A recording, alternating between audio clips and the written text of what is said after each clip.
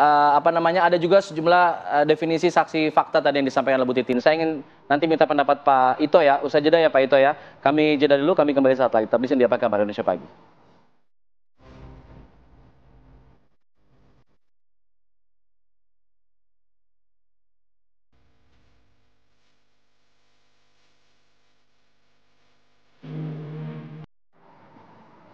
Baik, saya langsung ke Pak Ito Sumardi. Pak Ito, tadi Bu Titin mengatakan bahwa akan menghadirkan sejumlah saksi fakta yang justru tidak ada kaitannya dengan peristiwa kejahatan atau peristiwa pembunuhan terhadap Vina dan juga Eki. Karena berkeyakinan bahwa ini adalah kecelakaan, bukan pembunuhan.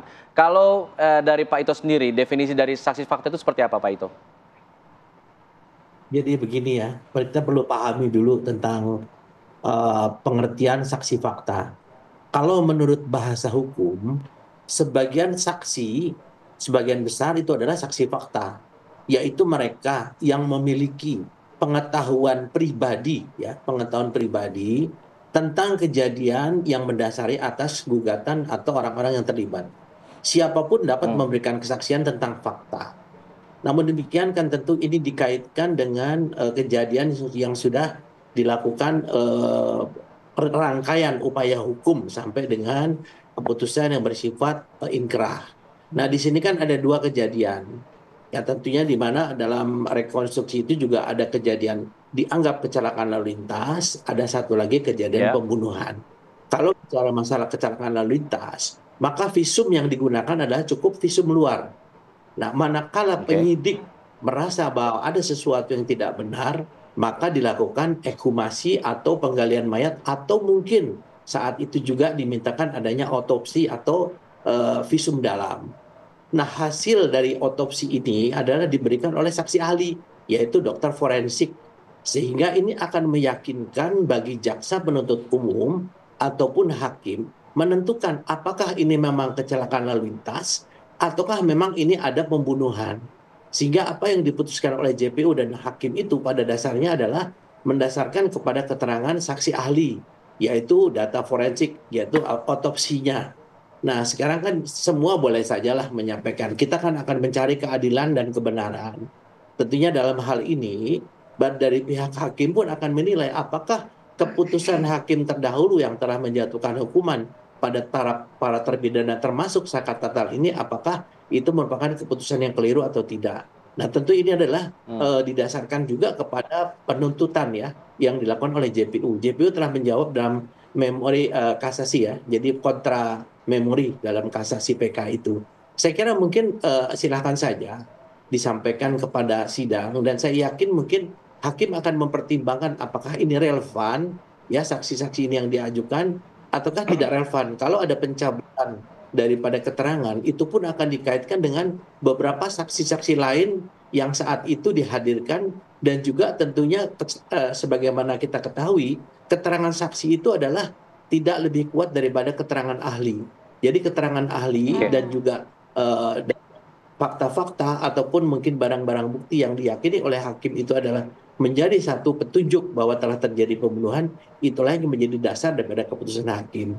Saya kira keterangan saksi ahli Ya, yang digunakan oleh hakim Pak ini Ito, tentu baik. ya, Pak Ito, kalau bagaimana kita Mbak Rati? mendengarkan narasi yang saat ini digaungkan oleh kuasa hukum Saka Tatal adalah bukan pembunuhan, penganiayaan yang berujung kematian, tapi justru kecelakaan. Berarti ini akan semakin pelik nggak sih Pak pembuktian? Kalau kita melihat kan seharusnya sidang PK hanya mengecek mungkin bukti-bukti saja ya. Ini rasanya udah kayak sidang Baru.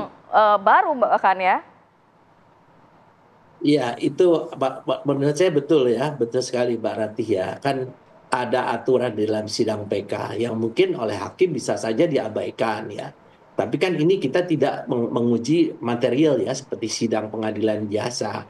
Tentunya hal ini itu hak juga daripada penasihat hukumnya untuk menyampaikan, tentunya juga persidangan tidak bisa menolak. Tapi pertimbangan hakim tentunya nanti ada. Apakah ini relevan atau tidak? Karena kejadian ini kan sudah 8 tahun yang lalu, Mbak Rati ya. Kalau dikatakan saksi-saksi Ya. fakta itu adalah kita juga harus menyesuaikan juga dengan waktunya, apakah memang bisa diterima atau tidak. Saya kira mungkin ini akan menjadi pertimbangan daripada hakim PK nanti gitu, Mbak Rati. Ya, Pak Ito, salah satu yang dipertimbangkan dalam sidang PK kan ada 3 alasan untuk sidang PK, yaitu adalah adanya novum baru, lalu kemudian ada putusan hakim yang bertentangan, dan ada kelalaian dari putusan hakim itu sendiri. Nah, kalau kita melihat seperti memang narasinya memang ingin diarahkan ke kelalaian hakim begitu setelah novumnya ini ditolak oleh kontra memori dari jaksa. Nah, untuk kelalaian hakim ini, bukankah memang ada batas waktu tertentu, Pak? 180 hari kalau tidak salah. Apakah itu masih bisa dipertimbangkan oleh hakim saat ini? Ya pastilah, pasti itu kan aturan hukum ya Mas ya.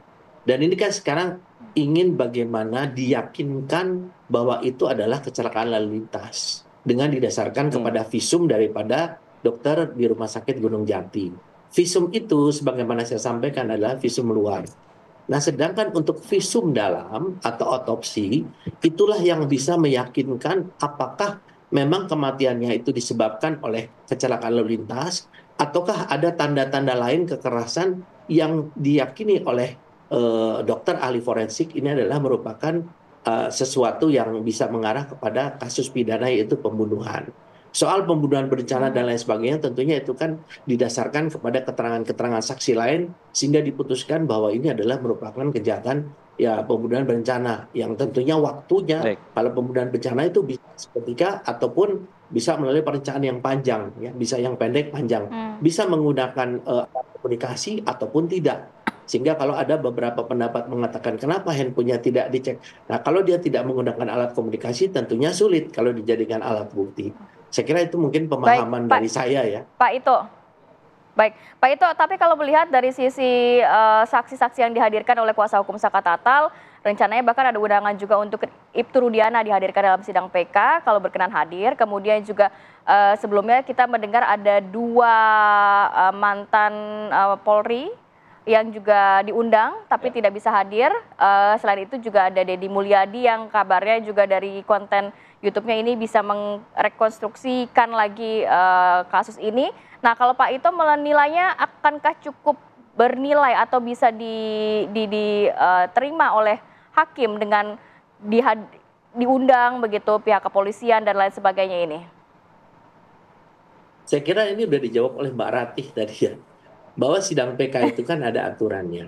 Jadi saya kira mungkin sekarang bisa saja dihadirkan, tetapi kan nanti hakim akan menganggap apakah ini relevan atau tidak. Ya, jadi atau memang tidak, kita lihat sidang PK dengan sidang biasa itu tentunya kan ada dengan persyaratan. Kalau memang ada kelalaian hakim, tentunya hakim PK akan melihat kelalaiannya di mana, gitu ya. Kalau memang ada hal-hal yang mungkin dianggap bahwa di dalam persidangan terdahulu hukum, tentu hakim PK juga akan menilai dan tentunya relevansinya dengan saksi-saksi yang dihadirkan, termasuk saksi ahli. Kalau saksi ahli ini kan ahli bidang apa? Apakah relevan dengan kasus itu, gitu kan? Misalnya ada seseorang menganggap bahwa ini bukan pembunuhan, apakah dia seorang ahli? Kalau dia seorang ahli forensik mungkin saja bisa, tapi didasarkan kepada hasil otopsi pada saat itu. Demikian.